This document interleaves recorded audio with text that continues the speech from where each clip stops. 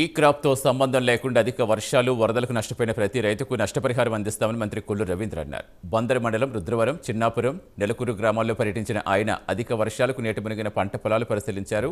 నష్టపోయిన రైతులను పరామర్శించి ధైర్యం చెప్పారు.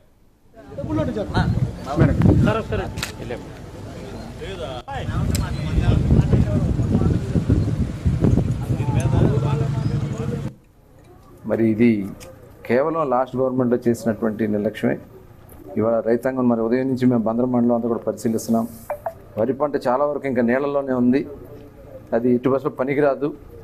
కాబట్టి దానికి మరి ఆర్డీఓ గారు కూడా ఉదయం నుంచి చూస్తూ ఉన్నారు అంతా కూడా.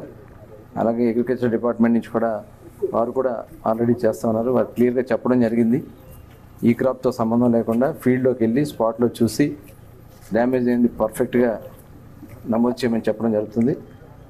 ప్రతి రైతుకి కూడా నష్టపోయిన ప్రతి రైతు కూడా నష్టపరిహారం అందించే విధంగా అన్ని రకాలుగా కూడా చర్యలు తీసుకుంటాం. ఇళ్ళు పడిపోతే ఇళ్ళకు కూడా ఆల్రెడీ మరి వేవర్స్కి రేషన్ ఇవ్వడం జరిగింది. లంక గ్రామాలకు కూడా ఇప్పుడు రేషన్ ఆల్రెడీ 6 రకాల వస్తువులతో రేషన్ కూడా అందించడం కూడా జరుగుతుంది. అన్ని రకాలుగా కూడా ప్రభుత్వం మరి ముఖ్యమంత్రి గారు స్వయంగా విజయవాడలోనే ఉండి, విజయవాడలో ఇవాళ 8వ రోజు ఆయన అక్కడే పండగ కూడా వెళ్ళకుండా ఇంటికి ఫ్యామిలీ మెంబర్స్తో కూడా గడుపుకోకుండా ఆయన అక్కడే నార్మల్ స్థితికి తీసుకొచ్చే వరకు వెళ్ళని చెప్పి వారు కూడా అక్కడ కూర్చున్నారు.